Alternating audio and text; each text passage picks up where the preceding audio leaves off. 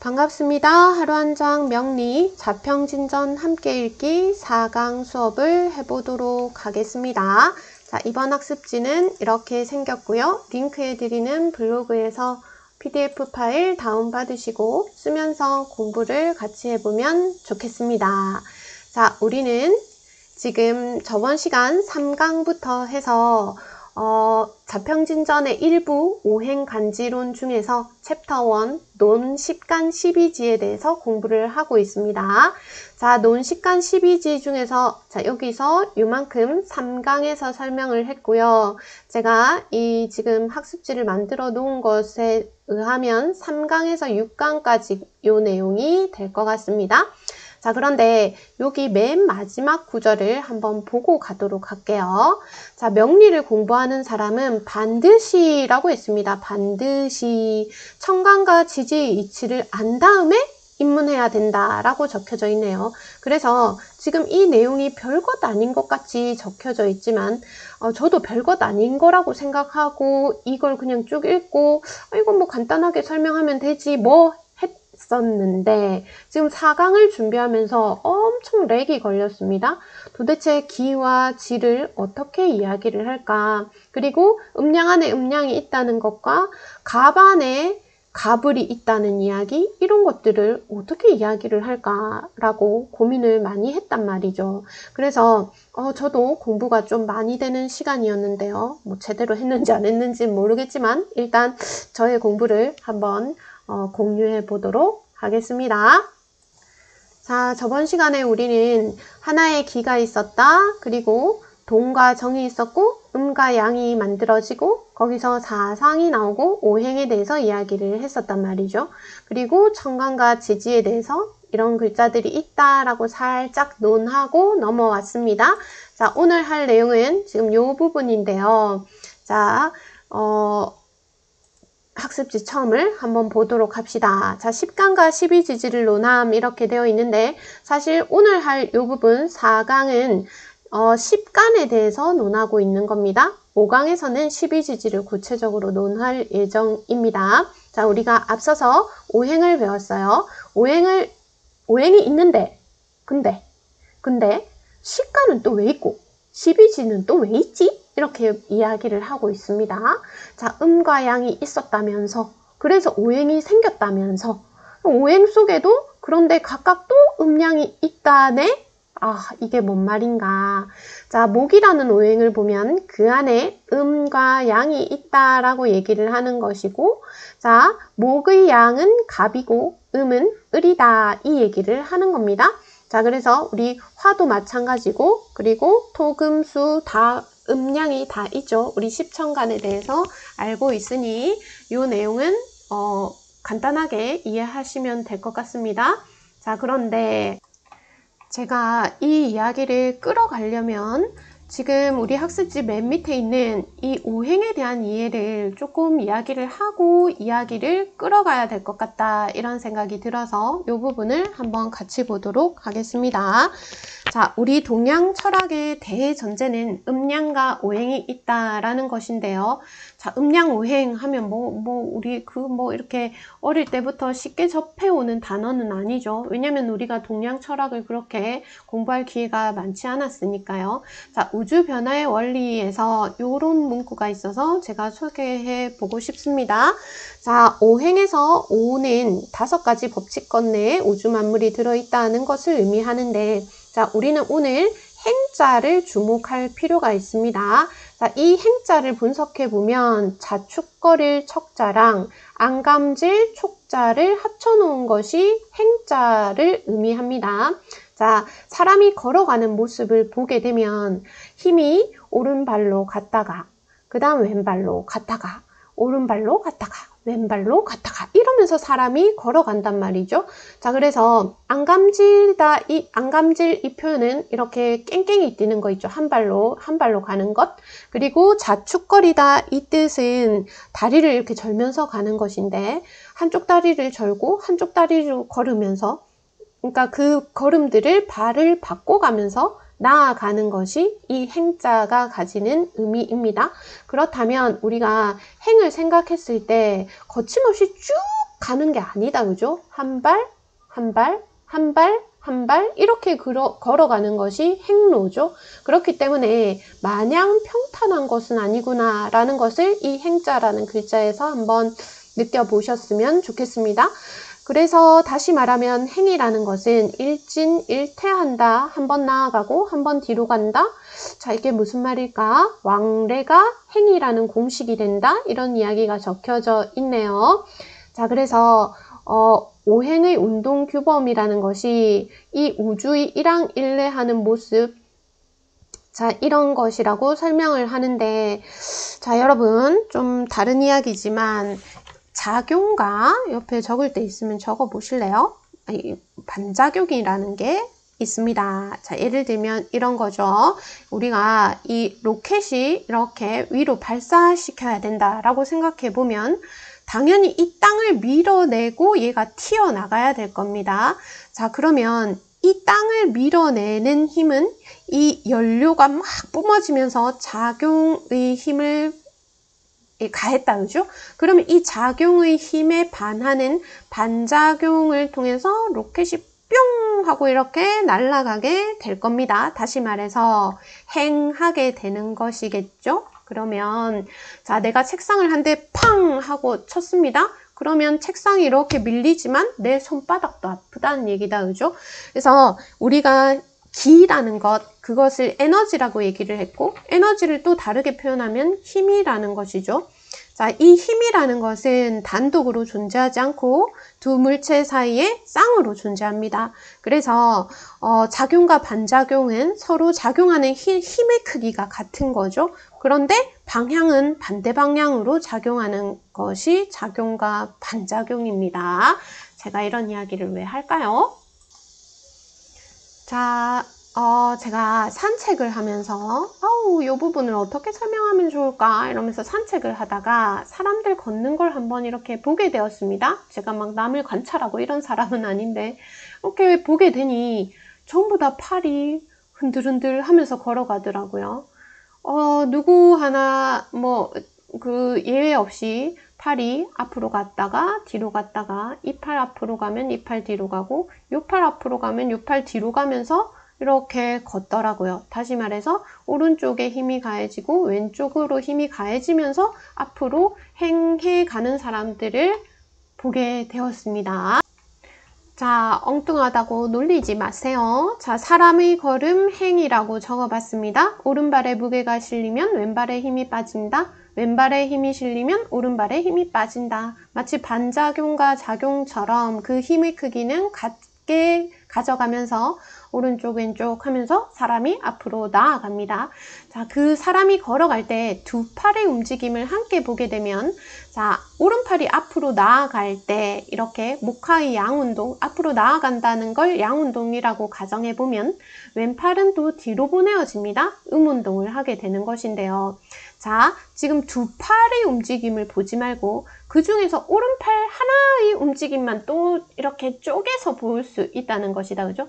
다시 사람 전체를 볼 때, 그리고 사람 전체 중에서 두 팔만 볼 때, 그리고 두 팔 중에서 한 팔만 볼 때도 음양운동, 다시 말해서 이 사람 전체도 음양운동을 하고 있고 두 팔도 음양운동을 하고 있고 한 팔도 음양운동을 하고 있습니다. 자, 앞으로 뻗는 움직임을 양운동이라고 하고 자, 오른팔이 앞으로 갔어요. 앞으로 갔는데 이 오른팔이 끝도 없이 돌아가지고 막 휙 돌고 이런 거 아니다. 그죠? 앞으로 가게 되면 또 뒤로 가게 되는 뒤로 보내지는 음운동이 있게 마련입니다.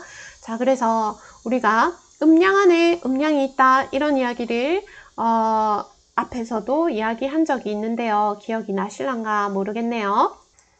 예전에 제가 썼던 자료인데요. 음과 양이 있다 라고 했을 때 자, 목의 운동, 그리고 화의 운동, 그리고 금, 수의 운동을 하나의 태극이다 라고 이야기를 한다면 자, 우리가 이것을 호흡으로 제가 설명을 한 적이 있습니다.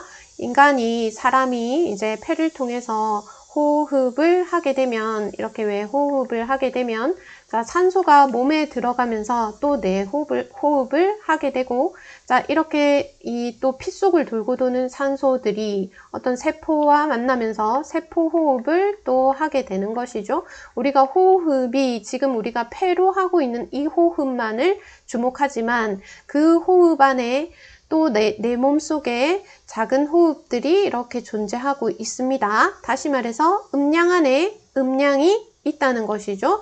자, 우리가 사람이 걸어가는 모습도 사람 전체도 음량 운동으로 걸어가고 두 팔도 음량 운동으로 왔다 갔다 하고 한 팔도 음량 운동으로 왔다 갔다 하는 것을 볼 수가 있네요. 자, 그러면 우리가 행한다는 것을 다시 한번 생각해 보도록 하겠습니다. 행하는데, 자, 우리가 사람이 걷는 모습으로 행을 떠올리면서 목이 화로 행하는 것과 그리고 토, 금, 수로 행하는 것을 한번 살펴봤을 때 목화토금수 이렇게 자연스럽게 행이 이루어지는 게 아니라 자, 행의 어떤 글자의 그 이미지처럼 자, 목의 작용이 이렇게 기운을 뻗치면서 그러니까 기운을 다하는 목의 작용이 있는가 하면 그 기운을 이렇게 달리하는 목의 작용이 있어서 화로 넘어간다. 화 역시 이렇게 자, 이 목의 양 운동과 목의 음 운동을 통해서 자, 이렇게 하로 넘어가고 화의 양 운동과 화의 음 운동을 통해서 토로 넘어가고 토의 양 운동과 토의 음 운동을 통해서 금으로 넘어가고 금의 양 운동과 금의 음 운동을 통해서 수로 넘어가고 이렇게 되면서 이 오행이 행해지지 않나 이런 생각을 한번 해봅니다. 그렇기 때문에 우리가 목 안에도 양목과 그리고 음목이 있다. 화 안에도 양화와 그리고 음화가 있다. 자, 그래야만 자, 이 갑의 기운, 양의 천간의 기운이 이렇게 드세지고 그 기운을 음의 천간이 이어받고 이 이어받은 기운을 다시 다음 오행으로 이렇게 넘겨주는 그런 역할들을 하면서 오행이 흘러간다 라는 것을 조금 설명하고 싶은데 이것이 저의 추상적인 이해인지 뭔지 모르겠지만 이해가 되실란가요? 아우, 겨우 목에 갑, 양목과 을, 음목이 있다. 이걸 설명하려고 지금 장장 10분을 썼네요. 이런 식으로 이제 넘어간다. 이런 표현을 제가 한번 해보았습니다. 자, 그 다음 갑은 을의 기이며 을은 갑의 질이다. 이렇게 설명만 하고 넘어가면 될 텐데 사실 제가 지금 자평진전책을 8권을 보고 있거든요. 8권을 보고 그 다음에 이걸 준비하고 있는데 이 기와 질에 대해서 이렇게 뚜렷하게 이해가 잘 안 되더라고요. 그래서 제 나름 한번 또 설명을 해보도록 하겠습니다. 자, 목에는 양목과 음목이 있죠. 그래서 우리 목을 곡직이라는 표현을 쓰는데요. 이 직, 이렇게 곧바로 올라가는 직은 갑의 속성을 의미하고 구부러지는 것은 을의 속성을 이야기를 합니다. 그래서 우리 앞에서 공부했다시피 목에는 양목과 음목이 있다라는 것은 일단 알았단 말이죠. 자, 그러면 한번 예를 들어 볼게요. 자, 이런 어떤 컵이 있다고 칠까요? 자, 컵인데 내가 요만합니다. 내가 요만하고요. 요 안은 내가 볼 수가 없단 말이죠. 자, 그러면 여기에 이제 물이 서서히 담겨집니다. 서서히 담겨지는데 나는 지금 이 안을 볼 수가 없어요. 나는 지금 여기서 이렇게 넘치는 물을 한번 보고 싶다는 것이다. 그죠? 자, 물이 이렇게 채워지고 있습니다. 그렇지만 나는 그것을 인지하지 못해요. 내가 인지하지 못하기 때문에 그것은 기운으로만 존재하는 것 같습니다. 자, 그래서 이렇게 물이 채워지는 이 행위는 곧바로 올라오기 때문에 갑이라고 이야기할 수가 있겠죠. 자, 그런데 여기까지 도달하게 되면 자, 임계점을 탁 이렇게 도착하게 되면 드디어 이렇게 뽕 하고 나는 그 넘치는 물을 볼 수가 있을 텐데요. 자, 이렇게 마냥 중력을 거슬러서 직하는 그런 물질은 없다는 것이다. 그죠? 언젠가 임계점이 되면 이렇게 구부러지는데, 자, 그것을 우리는 을이라고 이야기할 수 있겠죠. 자, 그래서 갑은 기운이고, 을은 내가 볼 수 있으니 질이다, 물질이다. 이렇게 한번 설명을 해보고 싶습니다. 나는 을을 보는 것이죠. 을을 보는데 그 을은 갑의 기운이 있었기 때문에 볼 수 있는 것이죠. 자, 그리고 또 이 을이라는 갑이라는 것은 또 을을 향해 가는 것이고요. 여러분들 이 시 아시죠? 자, 지금 보시면 한 송이 국화꽃을 피우기 위해 봄부터 소쩍새는 그렇게 울었나 보다 했습니다. 우리는 국화꽃을 봅니다. 이것이 을이겠죠. 자, 봄부터 소쩍새가 울었답니다. 자, 이것은 기로 존재하겠죠. 기. 이것을 질이라고 이야기할 수 있겠네요. 기와 질의 개념이 좀 와닿으실까요?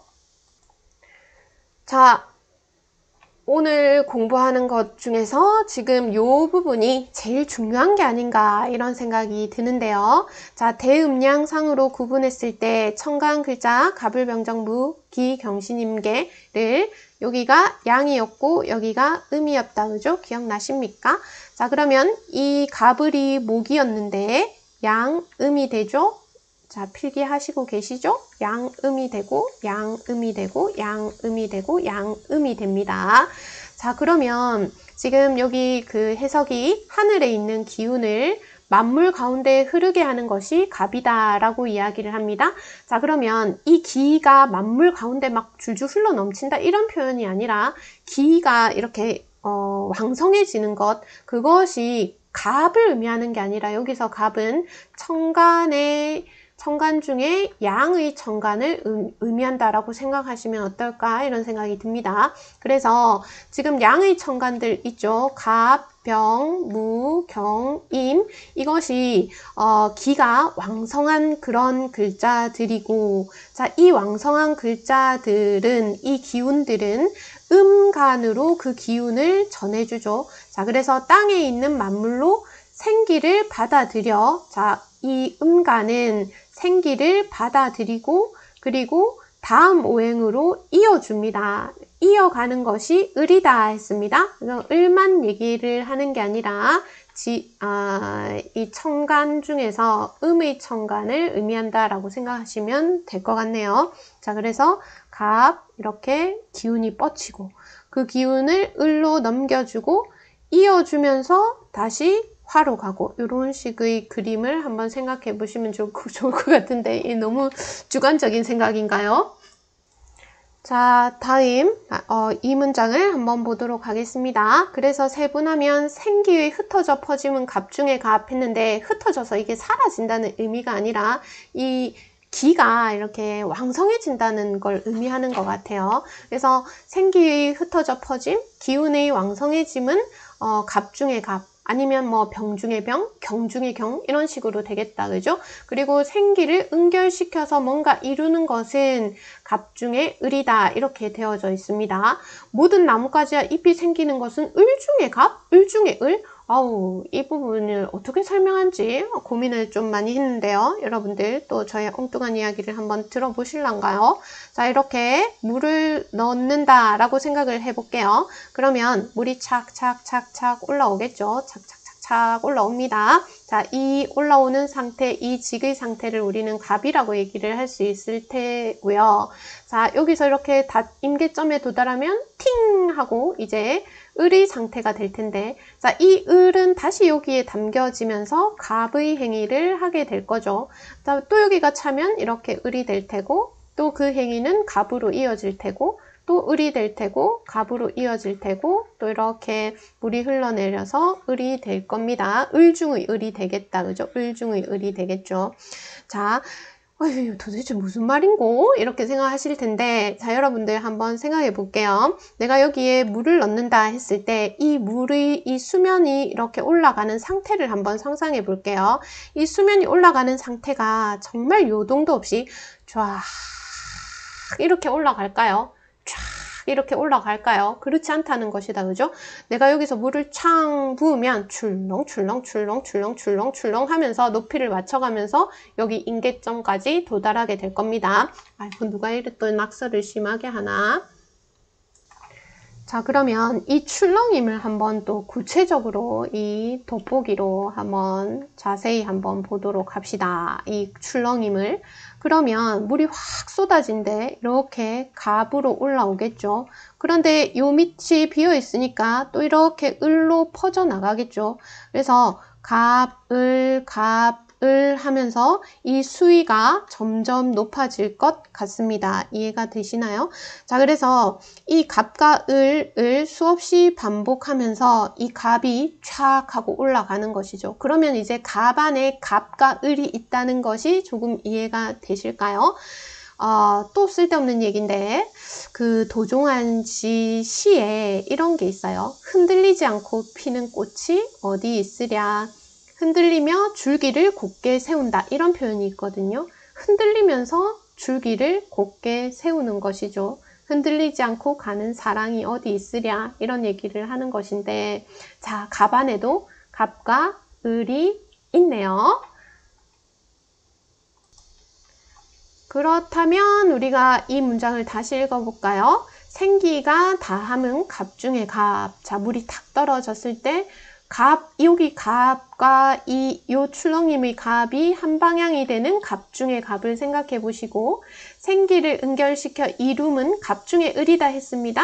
자, 이 수위가 올라가는 와중에 이 수면을 맞춰가는 이 작은 갑, 을의 반복을 한번 생각해 보시면 갑 중에 을을 이해할 수 있지 않을까? 이런 생각이 드네요.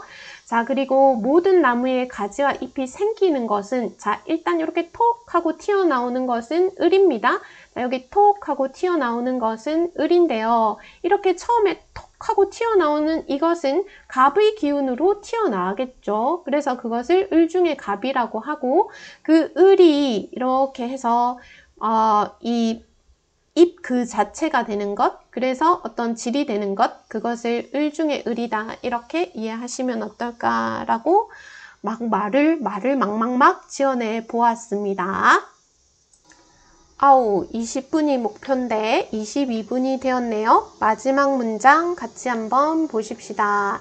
자, 지금 을의 기로 갖추어진 갑은 했습니다. 우리 아까 전에 보게 되면 을이 나오기 전에, 자, 국화꽃이 피기 전에 소쩍새는 그렇게 울었답니다.